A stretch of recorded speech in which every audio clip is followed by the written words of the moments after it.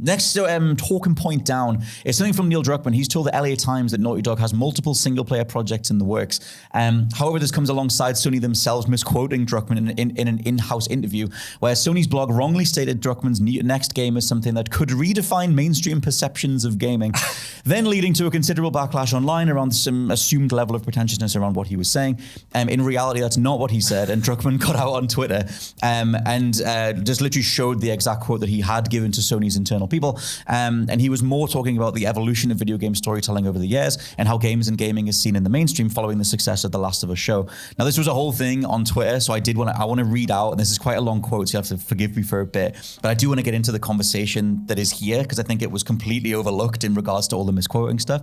But he specifically said, "There's a new appreciation for gaming that I've never seen before. Like when I was growing up, gaming was more of a kid's thing. Now it's clearly for everyone. If you're a gamer, you know about the potential of games, and non-gamers, they don't really know what they're missing out on. But my hope was when we made The Last of Us as a TV show that we could change that. Someone who will watch the show and really like it and fall in love with those characters the way that we fall in love with those characters and their story, and then realize at the end, wait, that's based on a video game, and then go and check out the game and just see the wealth of narratives and everything else that's happening in games. Now I feel that there's kind of a spotlight on gaming, not because games need to be movies or they need to be a TV show. I think it just kind of opens the eyes of a bunch of people that just weren't aware of the kind of experiences that exist in games. I think right now we've hit a tipping point where it's about to take off, where people realize, oh my God, there's all these incredible moving experiences in games. So I'm not only excited about this game that we're making, and it's something really fresh for us, but I'm also excited to see how the world reacts to it. Because of The Last of Us and the success of the show, people even outside of gaming are looking at us to see what it is that we put out next. I'm very excited to see what the reaction for this thing will be."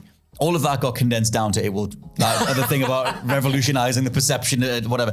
But I do love what he's saying here. J. Jonah Jameson just there, like, he's going to redefine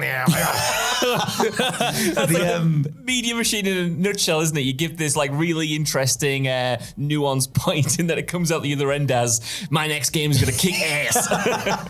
So, like, I think overall, and Druckmann started as a coder. At Naughty Dog, he's worked his way up. He's obviously got a million stories to tell, which is brilliant. But over the years has become a divisive figure, whatever. You're either a fan of The Last of Us 2, something like The Last of Us 2, or Uncharted 4, Naughty Dog's new direction, or you're not. Or you can have a conversation about it. But I think overall, the conversation here about the wealth of storytelling in games and the meaning behind those things, and something like The Last of Us making the leap across and becoming this big mainstream success, is even more fascinating, couched in the reality of it, something like a Dragon show being announced, and Fallout and God of War and Horizon, and the fact that all of these stories are about to be mined. And it's like, well, which of those stories has the depth, the character writing, etc.? What do you guys think of that whole thing? It's interesting to me because obviously I know that TV is a huge phenomenon. Like, it draws in huge numbers. It's obviously like a key pillar. For me, the biggest litmus test with all this is if a video game movie is gonna like absolutely, assail the box office. Obviously there was Super Mario, but that to me, it's a kid's movie first before it is a game movie, if that makes sense. Like, it's the difference between Superman and Crypto versus like a Iron Man or like a Dark Knight in terms of this is the thing that is cementing this genre as a box office for the franchise, cultural staple. So I totally get what he's saying there. I know lots of people who really enjoyed The Last of Us TV show. Obviously, HBO is a huge cultural touchstone in terms of pop culture over the last 20, 25 years. But for me, the big proving ground, the big arena that these things need to prove themselves in is the movies. And I need to, before this becomes like everyone's looking into this stuff, I need to see them conquer that plane of existence as well. That's just my take as a moviesman. But I don't know. What do you think? I'm sort of divided on this. Like many people were with The Last of Us Part 2, funnily enough. But I think Fallout, and for me specifically, The Last of Us TV show adaptation has accomplished what Neil Druckmann's sort of getting at there, just because for me it was so crazy to watch the viewing figures for that show rise and get to like 20 million viewers and outpace House of the Dragon, which was HBO's crown jewel before then, and then also see it, sweep Emmy nominations and become critically recognized as much as it was commercially. So I do think TV can break into break games and games stories into the mainstream in like a really potent way. But I'm also inclined to side with you, Ewan, because the box office and the movies still kind of reign supreme in many ways in the cultural sort of lexicon of it. Stew's better. You know, like last year we saw the immense success of Oppenheimer and Barbie, like two of the biggest cultural moments of the last year that kind of defined the entire year culturally. Of course, there were other huge things around then, but we talk about stuff like Avengers Endgame as well, Avengers Infinity War, Avatar, The Way of Water, these things that come out and make huge amounts of money and become the dominant conversational point of the moment. I don't know, they do, I think, carry a little bit more weight culturally than television shows, but I still think he's kind of ultimately right. I think when they're big, they are, you know? I would say so anyway. Definitely for Oppenheimer, Barbie. I guess they're so few and far between, but when they do hit, it's like, oh my, everyone rallies around a big movie. Like, yeah, definitely. I think it's because we're just coming off all the stuff about how bad box office things have been for Furiosa and Fall Guy and whatever, that it feels like films are on a bit of a downswing, but like, we'll see how it goes in the next few years. I think that is 100% true. You can't argue with the facts. I just think when we're talking about like the events, the ones that still do hit, like it is crazy that Oppenheimer broke $1 billion, Barbie making that much money. The fact that Avatar 2 came out and everyone said this is not going to make money, not only is it not going to be a success, it's going to be a bomb, and then it made $2 billion, I think suggests that, you know, cinema goers are definitely pickier than they were back in the day, and a lot of them will opt towards television. The event. They want the event. And I think if we're looking at game IPs that are going to eventize going to the movies and breaking through that cultural kind of barrier, even though I really love Naughty Dog's games, I don't see something like an Uncharted or a Last of Us on the big screen making that leap despite the TV gains. I think if you're looking for something that has a rich mythology, that has a big kind of decades-long history, if you get the right person behind the camera, I think it is Metal Gear Solid. I don't think it's Wingard. I think you need an actual... Obviously, we have the Death Stranding movie happening. Is it a TV show or is it a movie? The A24? God, what is it? A24 doing it. It must be a movie. Yeah, so like Death Stranding is happening, but I think like I can imagine a Metal Gear movie being the big thing because it has that kind of rich franchise history, that big rich legacy, that iconography, the kind of like the blending of genres. It's such an original but also like homage-driven series. I think that would be the one for me. That if I was a big Hollywood guy, you know, smoking the cigars, I'm just there with the Carlo Ancelotti in it, just like, hey, what am I gonna do next? I would be putting it all on Metal Gear. I think my thing is like it's fascinating thinking, because the thing, I don't know about you guys, but when you watch through The Last of Us, if you watched it with any family members or if they talked to you about it or whatever, there was still that thing. And I had this a few years ago when I was showing my parents GTA 5 and and my dad was like, games have come a long way, haven't they? Like the standard thing of like games have come a long way, but their association is forever Tetris and Pac-Man from like the 70s. And so I think there's a bit of that conversation here as well about the idea that something like at the end, if someone watches The Last of Us TV show, they get to the end, they're reminded it's a video game, or they Google it or whatever it is. So which is then that conversation of like which franchises, which games, which IP has that depth of storytelling. Metal Gear kind of does. That's in the same bracket as Yakuza to me, where it's gameplay forward, but then you have these great cutscenes and this over the top stuff. It's just the imagery. I think it's the imagery that cuts through with all this. It's the reason why comics have been so big for so long. At the end of the day, you look at Batman on top of Gotham City's rooftops, you're like, that is powerful iconography. True. And I think Last of Us obviously has its own powerful iconography. Fallout has its own rich aesthetic as well. But if I was looking at something that is going to like be box office, I just think of like the bandana, the beard, the eye patch. No, totally. I just like for the TV side of things as well, or having, because the thing is like when Last of Us blew up in obviously 2013, it was like, oh, this is a big milestone for gaming. And it's like a lot of people going, oh, I never cried at a video game until now. And it's like, whatever, like where were you when Final Fantasy 7 came out? But like still, that whole idea of like trying to find the properties that have weight, trying to find the stories that have story beats and thematics and narrative weight that is similar to TV shows and movies. And like, do we need that little pocket of games that are already close to, I mean, Druckmann says like, it's not like they need to already be movies and TV shows, but I think it's interesting thinking about properties that aren't already in that vein and then making them work like that. Like Arcane and Castlevania are what I want more of, especially Castlevania. I loved Arcane season 1, but Castlevania, all 4 seasons are phenomenal. Yeah. And Warren Ellis hadn't even played the games. Like, and you can tell like to a degree.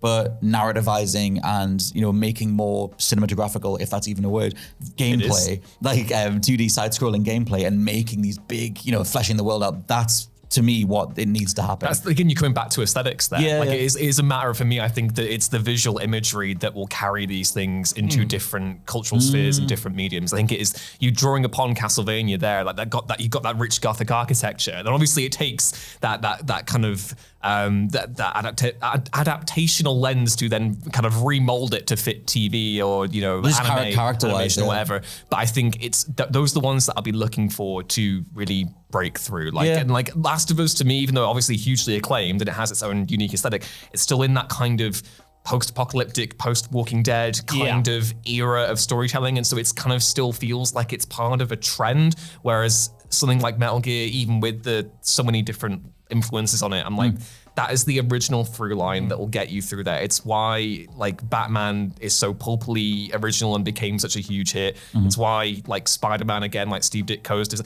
I think it is just we're looking for those kind of totemic images that definitely really helps through. For my personal thoughts are just that it's characters. Like the reason Castlevania absolutely Fs is because Trevor Belmont's a great character, and the arc of him and Selfie and whatever. Like you need those characters, I think, alongside the visual flair. Oh yeah, I'm not saying it's just on its own, but like it could be any of the, like we've had so many Dracula adaptations. I think the reason why Castlevania, because whenever I see it, I'm like, wow, that looks amazing. You've got that rich fluidity to the imagery going on. It'll be curious to see how Borderlands does. I forgot that was even happening, and I'm like. This is why I do love the pivot to TV shows. I am so pleased. I wake up every day, fellas, and I'm thankful. I'm glad you wake up every day. I wake up every day, but also I wake up every day and I'm thankful that they didn't make The Last of Us as a movie. I don't think it would have worked in the same way, and I think it would have squandered a lot of its potential in the pursuit of commercial potential. But it's followed up in the mix of other post-apocalyptic stuff like Quiet Place and stuff like that. 100%. I think it would have lost the quiet moments that make that game so compelling from a story front. But I do also think it works on television because it does still allow you that cultural penetration. You know, we've talked a lot about movies, but the fact that I was phoning up my dad and he was watching The Last of Us and enjoying it without knowing anything about those characters, I think it does accomplish what Neil Druckmann says there, because I think we're at this moment in time, we're at a transitionary stage when it comes to media, the dominant stories that are being told and adapted. You know, it reminds me of the comic book boom, not just because we're starting to see video games make a lot of money when they do come over to television or movies, but because we're seeing that cultural perception shift from these are a shallow kids thing to, oh, this is something that everyone might be interested in and have characters and imagery that we can all enjoy on a big stage. Is moving from being something niche and for nerds to something for the nerd inside everyone to be as corny as I can possibly get. And I think we need like those little hits that we're getting, or in some cases big hits like The Last of Us pulling in 20 million viewers, the Fallout TV show debuting on Amazon and getting in 60 across its entire season, Super Mario Brothers making $1 billion even, and I don't necessarily love the movie, Uncharted making, I think it made about 400 million. So not an MCU level success when the MCU was in its heyday, but a solid performer for a non-comic book movie. You know, you're seeing these kind of steps towards potentially what you were describing there, Ewan, that real big live action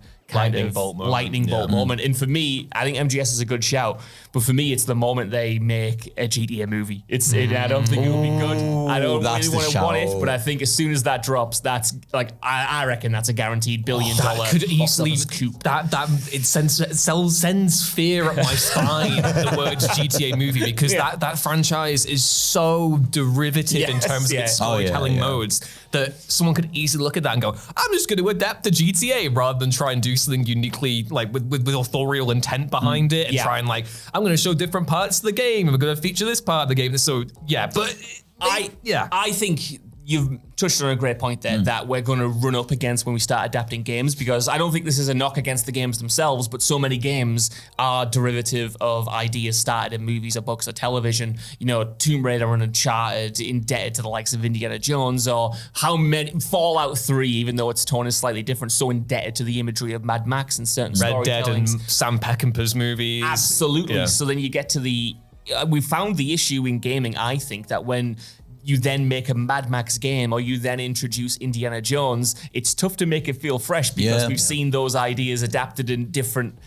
franchises to great success. And it's like, well, what do you have to offer? Because you might have been the OG, but we've had all of this while you've been waiting out in the gaming world. And how does that translate to movies where something like a Call of Duty comes across or a Grand Theft Auto? Of course, they have original characters and stories, but they're so indebted to other pieces of media. Like, can they overcome that hurdle is my question. Well, that's why I don't want stuff that is already on a certain cinematic level. And that's why I didn't give it a crap about The Last of Us show, because it's already done. Those scenes have already been shot. Like, if it's going to do them again, that's boring AF to me. That's why I prefer Arcane, Castlevania, whatever. I would rather you took something that had very little narrative or very little cinematography and then make that work for the medium you're changing it to.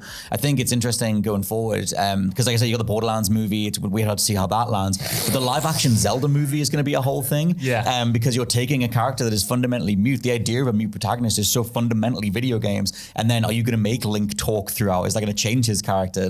And also invoking the question from the mainstream audience of oh man, that's a really great story. I'll go play the video game. And then the game being nothing like that. That is the case if you play the Castlevania games. You get that aesthetics, but nothing else. Trevor Belmont's barely saying anything in Castlevania 3. So there's that whole thing as well about do they go hand in hand? I think it's a better card to play, even though it's a risky one, to take something that doesn't have story and flesh it out. Make you a little bit anxious though that they could do we've got the board game glut going on at the minute, whereas after Barbie's success, we're getting an 8-ball movie and we're going to get a Monopoly movie. Yeah. You could easily just see that we're going to do a Tetris movie and all the blocks talk. Obviously they did a Tetris movie, didn't they? But the blocks are going to talk now. That's what I thought the Tetris movie was going to be. Yeah. It's it's what a strange time to be covering this stuff, isn't it? Because I feel like we haven't seen going back to what you said, Scott, before I just completely eat all of my words. What you said there about how you find it, pointless to adapt something very cinematic. I totally sympathize with that argument, especially as someone who has been gaming this long and has seen all of the sort of cinematic approach to video game cutscene design become so dominant and be accomplished so well. I wonder if it's going forward going to be the same case as adapting comics kind of was and adapting certain books was, where those shows kind of just aren't for us. They're not intended for us as an audience. I remember watching The Walking Dead back in its heyday and having read the books and just looking at the figures of comic book buyers compared to the amount of viewers who were watching it. And it was clear that, that show wasn't necessarily being adapted for the audience of the comic book readers. It was being adapted for people who were fresh to it. And that's why I do see the value in stuff like Last of Us or even Fallout, because we can sit here and say, well, it was done better in the game, or they should have kept these performers or whatnot. But I do think it's kind of opening it up to that new audience who might then come in and not just play The Last of Us, but see video games in a different way and get excited for The Last of Us 3 if it comes out, or a new game that kind of looks similar and has the elements that they liked in that kind of story. I think it is a little bit different because the sales, gaming's the biggest industry, right? And The Last of Us sells 20 million copies, so there's kind of inherently a bigger audience there to ignore or have to factor in. But I think I don't know, it's similar still in terms of the elements of the adaptation. No, man, totally. The funny thing is, a whole part of this, and we'll just see how it plays out across the next 10 years or whatever. A whole wing of this, it'll be Sony's approach that's already in motion, which is just, it's an advert for the franchise, but the core is still back on the console. There's a reason they remastered or remade Last of Us Part 1 in time with the TV show, and then it spiked in their sales. There's a whole argument to be made that all of these movies and TV shows are adverts for the video game franchise, and that's why they get greenlit in the first place. Like a Dragon existing on Amazon is specifically because... That's so interesting you bring that up, because you look at comic book movies and it's the comics are now an advert for the movies. Yeah. But it's if you're doing the whole symbiosis thing from the top down, then the reason the Like a Dragon thing exists is because Sega literally said it's one of their 4 tentpole franchises. So why not greenlit the TV show? The budgets make more sense. Keep than you the next thinking video game. about it and stuff keep that. it in your mind. The thing that Jim Ryan said about he always wants total mind share, which is a very PR term. But the idea that is Hollywood's next phase is just so they can avoid greenlighting more new IP at a certain budget level. That's literally what it is, and just go to established stories.